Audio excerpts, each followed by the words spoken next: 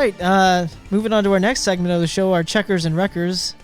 And I don't know about you, but I only had checkers this weekend. I had checkers as well, man. I mean, despite the rain and everything going on with Texas, despite what the truck series, the mishaps in the truck series, I didn't have. Oh my gosh, I got some Twitter threads from Josh Rayum all about Bend Roads. Yeah, we'll get to that in a second. Oh my goodness, yes I we just will. remembered about that. So jumping into checkers though, I only had two. Okay. The first one was Sergio Perez. Sergio Perez. Now, I gotta admit, and I'm gonna give away my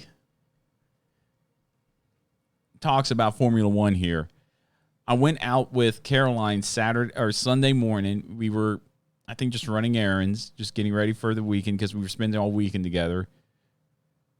And I saw on my phone, I think we went out to breakfast or something. We went out somewhere, and I saw on my phone, Lewis Hamilton wins his 92nd. So I already knew who won the race. I didn't even have to see that, and I could have told you who won the race already. But yeah. You got to tell me, why is Sergio Perez your first checker? So Sergio was turned on the first lap of that race, so straight to the back immediately. But he battled his way back all day long to get a top 10 finish. He got 7th place, and I keep him as a checker because not only is that a tough thing to do, especially in Formula One, when you get knocked and then you're all the way in the back, but Racing Point is still third in the constructor standings, so they're leading by just 2 points over 4th place right now. All right. So it's a tight battle for 3rd place in the constructors. So Sergio Perez gets my first checker of the weekend. So I really think what a battle back though. Like I said, last place to go get turned and be in last and still come back and get a top 10 finish. That's good on them. All right, man. That's good. Well, that's okay. Good observation. Good checker, man. You have another checker? Yeah. So the second one is our race winner in the Cup Series, Kyle Busch, man. Yeah, man. We didn't think he'd make it on fuel, but sure enough, he did. He was getting pretty close on fuel, but I mean, we've said it before. I've said it before. As much as I sometimes would not like to see him win, it was just not right not seeing Kyle Busch get a win at all this year until now. That was a good race. He's well deserving. It only took, like we said, about 80 hours for it to finish, but Kyle Busch finally patient enough and won it. And he's now won for, what is it now, 16 straight years, I think it is? Yeah, 16 straight years in the Cup Series. He has a victory, joining the likes of, I think, Richard Petty, Ricky Rudd, Jimmy Johnson, the Silver Fox. Oh, gosh, I'm having a brain fart. Pearson? David Pearson. And there's one other one. It's not Earnhardt. But I think it might be Jeff Gordon. I don't know. But I don't think so. But I don't know off the top of my head, honestly. But, yeah, he joined a very prestigious list today. It was good. Or at least cementing his... It was a good... I mean, we'll get more into rating race when we get there, but, I mean, it was good on him. I mean, he had Truex coming, but that was only because he was saving fuel at times, and then when they let him open it back up. He did what he needed to do in order to secure that victory today, Texas. Congratulations to Kyle Busch. Well-deserved, and we'll get more into that in rating the races, but I have a few checkers of my own. So my first checker of this episode, it's got to go to Harrison Burton. And the reason for that, during the Xfinity race, Noah Gragson looked like he had it. He was going to punch his ticket to Phoenix. On the final lap, final turn, Harrison catches him, passes him within yards of the start-finish line. Noah Gragson had his ticket right there. And Burton went, nope. Harrison looked like he just blasted right on by. Blasted right on by, and he took that win. And what's great, and it goes to show this, what's great about these playoff formats in NASCAR, though everybody, you either love it or hate it, I think. But if you watch NASCAR and watch these playoff formats, anybody's a contender to win. Yeah. Anybody, not if you're in the playoffs or not. It's just like next week. You don't have a situation like where Tampa Bay and the Los Angeles Dodgers are in the World Series, and those two people are going for a championship. Yeah, you're going to have 4 people going for a championship in Phoenix here in a couple of weeks. But not only that, you have 38 or 32 other guys. 32 to 36. It just depends on the 32 weekend. 32 to 36 other drivers going for a race win at Phoenix. Mm-hmm. So you just have to finish ahead of whoever you're fighting for the championship, you don't have to beat. You win the race. You'd be better if you win the race. It's normally, traditionally, what happens. But if you just finish ahead of those guys, but man, that was awesome. Harrison Burton, schooled him. Schooled Noah Gragson, and that was why he's my first checker. My second checker is on this episode is Sheldon Creed, securing his ticket to the round of 4 with his win at Texas. Congratulations to Sheldon Creed. Craziness in the truck series this weekend in Texas, having to deal with, I think it was Ben Rhodes and Christian Eckes getting into it. Christian Eckes getting turned by Ben Rhodes, and Ben Rhodes was just getting into everybody, which prompted Josh Rayum to get on there and pretty much call him a liar. Yeah, there was a lot going on. Man, they said this, and Josh tweeted out, the standards are set with no penalties coming out for those run-ins. Yeah, he said something about he was expecting a truck at his shop or something like that, right? I think Rayum said that. Something like that. But, man, I tell you, Martinsville is going to be interesting in the truck series. People, if you want to tune into a race anytime during these playoffs, watch the truck race. We'll tell you when and where coming up here in the next few minutes. It's going to be a fun one. It's going to be interesting. I think a lot of targets are on that 99 truck. Yeah, there are. And I do have a third checker. Folks, you got to give it to him, the Jet Dryer Drivers. Wow, that's a good one. Say that 3 times fast. The Jet Dryer Drivers. Yeah. Who worked diligently from Sunday when the race got postponed due to rain until today, drying the track, because once we got red flagged, I switched right over to the NASCAR channel on the scanners, hearing, okay, I'm hoping the track was drying. And folks, it was back and forth. It was, the track's drying. And we've lost it again. Yeah. Oh, we see a gray spot. Oh, okay, this might happen. Track's lost. We lost it. Yep. And you just hear, and not once did any of the workers, now on the mic, not any of the workers, oh, man, we're wasting our time. No, it's just, you hear that. I don't know who the main guy is, the director of the race director, but his clear as day, you could tell that he has a very distinctive voice. Like, I'm going to need the pit crew or the 42 car to the big red trailer after the race. You know who it is. I can't duplicate it, but he just said, okay, these guys need fuel, and they'd come in and get fuel, and, Tower, Charlotte won the Tower. Go ahead. We lost the track.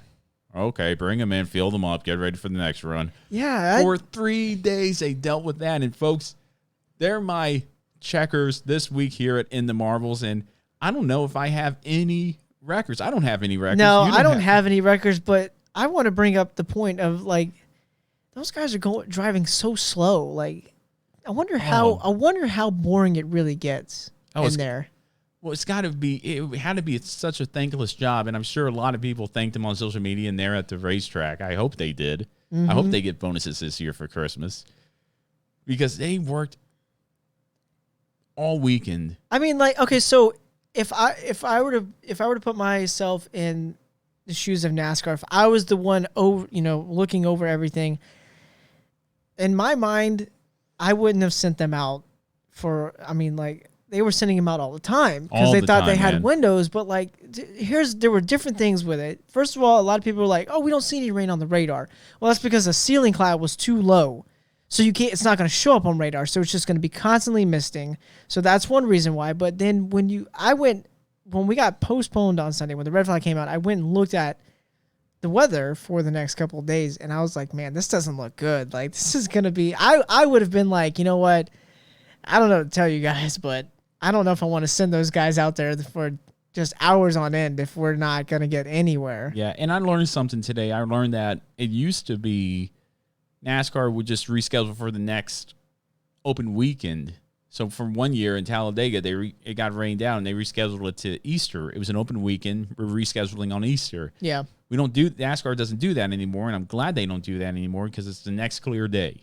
Or else I don't think I'd be at the Daytona 500 this year. I'd have to reschedule and replan and do all that stuff, and it would have been a waste of time and money for me.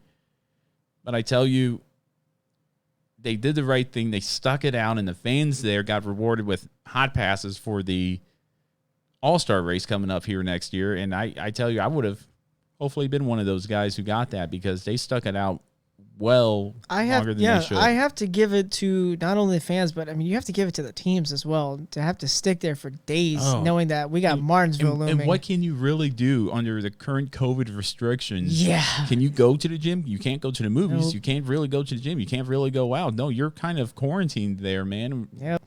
And I don't think, and I'm not there, but I'm sure you couldn't just go down to somebody else's trailer and go, hey, buddy, what's up? You want to hang out, drink some beer? I don't know. Yeah. I don't know, man, but good on them. It was well fought, and I'm just glad that we got the race in this week. I'm glad too, because now we could do our pre-race show without going, oh, we don't know who won, but this is our pre-race show. Yeah, we don't know what the standings are going to look like. They're on the Unhinged Sports Network. But man, I'm glad we got to do that. I'm glad it was a good race. It was a good race, and we'll just go ahead and hop into rating the races now. I rated the Cup race good. And it was overall a good race. It came down to fuel mileage, which was awesome. I like those fuel mileage races. I'm like, is he going to make it? Is he going to make it? Is he not? We talked about that a few weeks ago, but I missed that. I'm glad we got to see that this weekend at Texas, especially for the Cup race, at least for the Cup race. Preston, how would you rate the Cup race? I thought it was good. I thought all three NASCAR series were good this weekend. I really enjoyed them. Cup race was great. Like we said, I mean, it's just good to finally get it in. But the whole fuel mileage thing at the end was really cutting it close. I mean, we thought Clint Boyer was going to win, but his strategy was way off. Yeah, he had to come in with about 25, 30 to go. I think it was something like that. And Kyle Busch was saving. And we thought Truex was catching him, but it was only because he was saving, and then he opened it back up. And then Christopher Bell was there in third. Yeah, Christopher Bell, man, honorable mention for a checker right there for Christopher Bell in that Divine Family Racing. I think what really made it good as well is, I mean, nothing against Kevin Harvick or Denny Hamlin, but it kind of gets old knowing that those two were the ones that were trading wins a lot over the season. It was nice to see a breath of fresh air for once. Wow, that sounds vaguely familiar about what I say about Formula 1. Yeah, so oh my goodness, oh my gosh, it's so weird how when it happens to your sport, it's like, oh, this is just part of it, but when it happens in somebody else's realm, it's like, oh man, that's way better. But it was like I said, it just didn't feel right that Kyle Busch had not had a win this season. It was just so weird. Yeah, we said that last episode, and I put something on Twitter about that, and I hope a lot of people saw that and agreed with it, because I found that very true, that you love. It's just like me and Lewis Hamilton. Love him or hate him, you want to root against him and see someone beat the best. Yeah. And Kyle Busch, regardless if he's not racing for championship this year, is one of the best for me. But we're going to go ahead and rate the rest of your races. You said everything was good, and how would you rate the Formula One race? The Formula One race was okay. Okay. And so you're going to have to explain that one to me, because usually it's, oh my gosh, that was so awesome. He finished by 4 seconds, not 15. Yeah, so the start was interesting. Because of the weather over the weekend, and Carlos Sainz was up there at first at the start, and I was like, oh man, this is good. And then you just give it a couple of laps, and then Mercedes is right back where they should be, and then you're just like, oh, okay. So it wasn't really the best. It wasn't really the best. Okay, I'll give you that. I mean, Lewis Hamilton winning, getting 92 wins, that's great. Good for him, but it just, once everything finally got settled in, at first I thought that we were in for an interesting race. Right. But we were not. Yeah, and I would have to agree with you there, Preston. I really would. But everything good except Formula One, which is okay for you. I have one outstanding this weekend, and that was the Xfinity race, only because Harrison Burton just totally stole one from Noah Gragson there in the final lap of the final turn and the final stretch of that race, which was awesome to watch. Harrison Burton is a fun up-and-comer to watch, keep your eye on. Truck race was good for me. A lot of drama there at the end with a lot of drivers. Yeah. And especially around Christian Eckes and Ben Rhodes that we covered there briefly, and the Twitter battle going on there with that. That was fun to just observe and sit back and like that popcorn meme with Michael Jackson eating popcorn. Yeah. That was a lot of fun to do. That's the one everybody likes to use. And this isn't going to be a surprise to you. Even though I knew Lewis Hamilton won, I went back to watch the race, hoping that at least somebody gave him one for his money. Formula One, dud. Yeah. Just dud. I don't blame you for that one bit. Yeah, because I knew who was going to win and who was going to. Maybe we have better years ahead of us with the Concord agreement. I don't know. We'll see. We'll have to see, man. It's just like everybody saying that for the Gen 7 car. Maybe we have better years ahead of us, and one can only hope. But Yeah, that's all. That's all rating the races. We're just going to go ahead and look at the playoff trees right now. So with 2 races to go, Martinsville and Phoenix coming up for the Truck Series. Brett Moffitt and Sheldon Creed have locked their places into the round of 4 there for Phoenix. We have Chase Briscoe still locked his in. Noah Grayson was about to lock his in. Is ticking in, but not really cutting it. And he's got Martinsville to do it. We're going to get more into that here probably in a second, but I'm not sure it's hit or miss for Junior Motorsports there. I think Allgaier's going to make it, but Grayson, he's got to have something go extremely well for him to make it there for that. And we saw today Kyle Busch win. That really changed up the Cup. Anything at all. If you want more information on that, listen to our Race Day show, Race Day Unhinged, exclusively on the Unhinged Sports Network every race day at 9 a.m. for our pre-race. This week is going to be Martinsville, and it's going to be a lot to cover. Make sure to tune into the Unhinged Sports Network for that. Upcoming races here we're getting close to the end, man. Getting very close to the end. So, Formula 1 at Italy. Isn't it Imola? Yes, it's at Imola. Okay, so at the historic Imola track there at Italy for the Formula 1 series. It's going to be November 1st at 7:10 a.m. on ESPN. All NASCAR is going to be at Martinsville. The Cup's going to be racing November 1st at 3:30 p.m. on NBC. Hopefully without any rain delay. Hopefully. I got my fingers crossed. I'm not really worried about Phoenix. I'm more worried about Martinsville. Yeah. Because there is another hurricane, and golly, I feel bad for the people in the Gulf.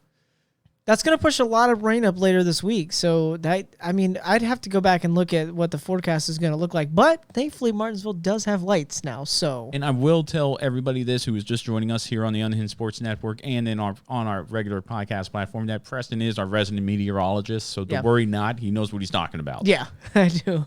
Knows what he's talking about.